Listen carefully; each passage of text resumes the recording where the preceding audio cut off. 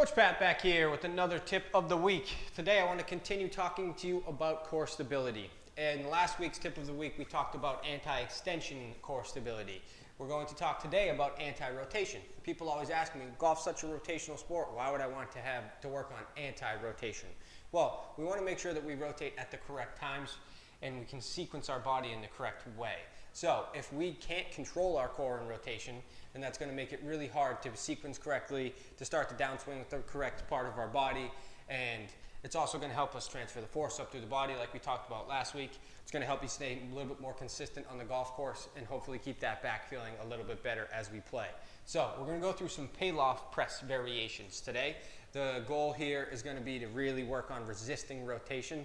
We might, in the first variation I'm going to show you, we're actually going to have some rotation in it, but we're really going to focus on controlling that rotation back. And then I'll show you another variation if that's something that's a little too tricky for you to start with. We can go back to our basic pay-loft press. So check these out and give them a try.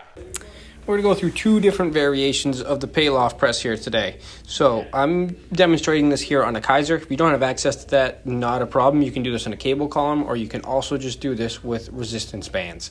But what we're going to work on here is we're going to work on really controlling this motion. So as I extend and press my hands out away from the body, my body's going to want to get rotated back toward the Kaiser. I'm going to resist against that force. This is a harder variation because then what we're going to do is rotate away from the machine and then control back to that center position.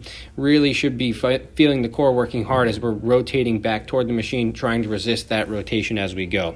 If that's a little bit too tricky for you, I'm going to show you the variation here at the band. We can go back to our basic pay-loft press. So what we're going to work on here is just extend the hands out. We're not going to have any of that rotation element to it. And the big focus here is don't let the hips turn, don't let the shoulders turn, and stay nice and square.